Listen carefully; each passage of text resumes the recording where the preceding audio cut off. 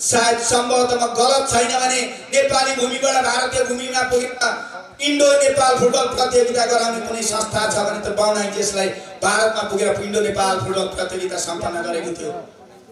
आदरणीय साथीहरू, आज जनकपुर आउँदा हामीले जति खर्च बिहोर्दै छौं, शाखामा अध्यक्ष हुँदा कति खर्च बिहोर्नुपर्छ तपाईँ हामीले सबैले बुझेका छौं। मैले एउटा संकल्प गरेको थिएँ, म शाखा अध्यक्ष भएको वर्ष कुनै पनि कार्यक्रममा मागेको चिनो बाँड्दिन। यदि त मागेको चिनोमा बाँडेको पैसाले केही गर्छु भने, राम्रो काममा लगानी गर्छु भने 77 वटा कार्यक्रमको मागेको चिनो तपाईहरु हिसाब गर्नुस् कति पुग्थ्यो होला। तर कम्तीमा 4 जना विद्यार्थीले काँक्रेडा बहुमुखी क्याम्पसमा स्कलरशिपमा विद्यार्थीले पढ्न पाए, त्यही पैसाले थप 1 जना कलेजमा पढाए 5 जना विद्यार्थी बाउनाई जेसले पढाइयो, जसमध्ये एकजना हाम्रो बाउनाई वर्ष 2025 के उपाध्यक्ष रिना दर्जी छन्। त्यसैले साथीहरू, समाजलाई हामीले केही दिनु छ भने, समाजलाई केही सिकाउनु छ भने समाजसँग सहकार्य गर्न सक्नुपर्छ। तसर्थ धेरै काम छन्, त्यो मध्ये 3टा काम भन्नुभयो, तपाईलाई धन्यवाद। र दूरदराज भन्नुभयो, कर्णालीको भलिबललाई निहालेको छु, म्याग्दीको फुटबललाई नजिक बढाइरहेको छु, व्यासनगरको साइनिङ ब्यास स्टार होसिया, भर्खरै जन्मिँदै गरेको मकनपुर गढीको फुटसल, चैनपुरको गोल्ड कप, बागलुङको अर्ना कप किन नहोस्। प्रचण्ड गर्मीको 1 गते दौडाइरहेको धनगढीको निरन्तर दौडिरहेको छ।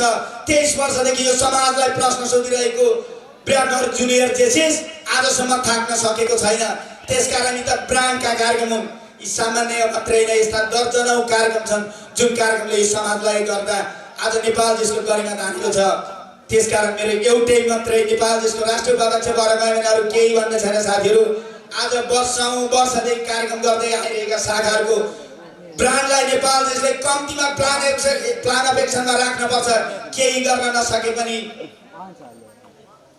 थोरै भए पनि बजेट दिन सक्नुपर्छ। हुन त साथीहरू, त लाखौं र खर्च गरेको कार्यक्रमलाई 50,000 10,000 केही हुँदैन होला, तर हात्तीको मुखमा जिरै होला, जिराको महत्त्व कति हुन्छ भन्ने कुरा खाना पकाउने आमा बुबा दिदीबहिनीलाई थाहा होला। त्यसकारण यति मात्रै भन्छु, हामीले गरेका कामले यो समाज परिवर्तन हुन्छ भने गर्न तयार हौं। हामीले गरेको कामले समाजलाई केही दिन सक्छ भने तयार हौं भन्ने अपेक्षा गर्दै तपाईहरु सबैजनालाई आभार व्यक्त गर्दै दिनजेल बस्दिनु भएको छ। सबैप्रति आभार व्यक्त गर्दै क्रम संख्या 18 देवगन्या यहाँले साथ र सहयोग अपेक्षा गर्नुहुन्छ भन्ने अपेक्षा गर्दै बिदा चाहन्छु। हस्त नमस्कार, जय जय श्री धन्यवाद। धन्यवाद। अर्का राष्ट्रिय उपाध्यक्ष। म एउटा परिवर्तनको लहर खोज्दैछु, परिवर्तनको लहर खोज्दैछु, सबै हटाउने सहर खोज्दैछु। हुन त यहाँ लालचले बाँचेको छ मान्छे, हुन त यहाँ लालचले बाँचेको छ मान्छे। उज्यालो ल्याउने बिहानीको प्रहर खोज्दैछु, ए हजुर उज्यालो ल्याउने बिहानीको प्रहर खोज्दैछु। धन्यवाद। नोमिनेसन चेयरपर्सन आदरणीय राष्ट्रिय अध्यक्षज्यू, राष्ट्रिय पदाधिकारीज्यूहरू, वर्ष 2025 लाई सफल नेतृत्व गरिसक्नुभएका अन्तिम मन्त्य अवस्थामा आउनुभएका आदरणीय शाखा अध्यक्षज्यूहरू, बोर्डका पदाधिकारीज्यूहरू, मलाई वर्ष 2024 मा सँगसँगै रहेर सहयात्रा गर्नुहुने मेरा समकालीन साथीहरू, आज यो स्टेजसम्म ल्याउनका लागि बलियो आधार स्तम्भ बनेको मेरो मातृ शाखा जेसी बाउनाईका संस्थापकदेखि वर्तमान अध्यक्ष जेसी नित्यानन्द चमलगाई, साथै यो रातको उज्यालोको 3 बजेसम्म पनि देवबान्याको ककसलाई सुन्नका लागि पूर्व मेचीदेखि पश्चिम महाकालीसम्म आएर मेरो आवाजको परिधिभित्र रहनुभएका तपाईं तमाम जेसमनहरुप्रति बाउनाई जेसको प्रस्तुति वर्ष 2024 को शाखा अध्यक्ष तथा 2026 का लागि राष्ट्रिय उपाध्यक्ष पदको उम्मेदवार म जेसी देवबान्याको तर्फबाट स्वीकार्नुहोस् यो जेसीमा न्यानो अभिवादन।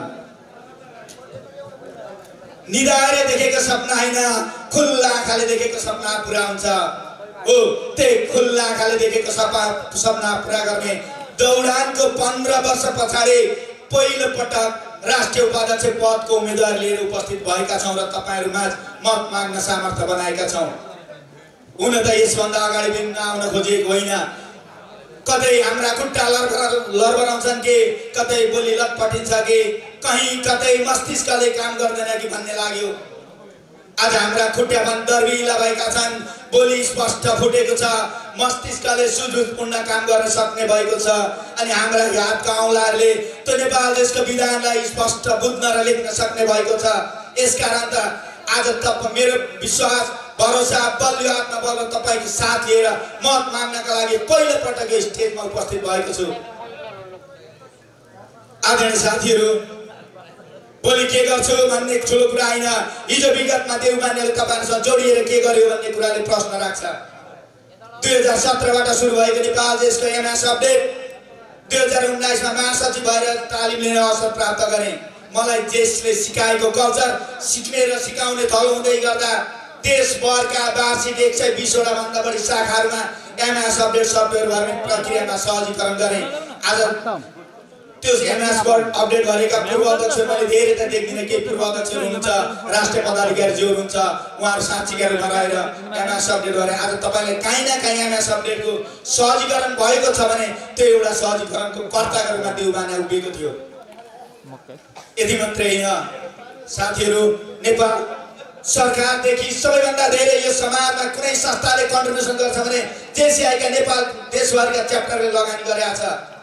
यति राम्रो पवित्र संस्थामा लागेको देउले 15 वर्ष लामो पत्रकारिताको अनुभवलाई तैँले काहीँ न काहीँ लगानी गर्नुपर्छ जस्तो लाग्यो।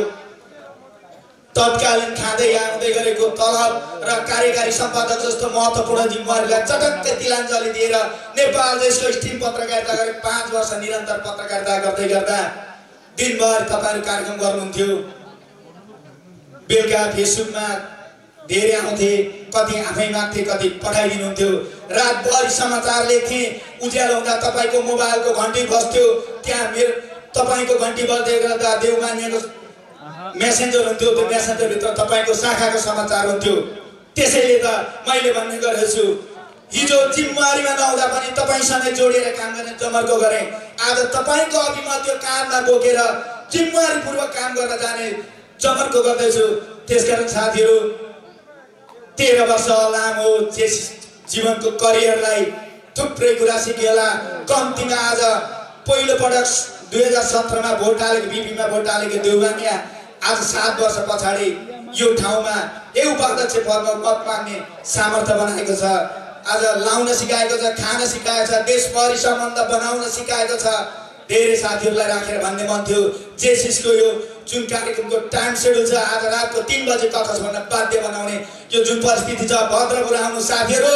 भद्रपुरमा अधिवेशन यदि राष्ट्रिय उपाध्यक्ष भएछ भने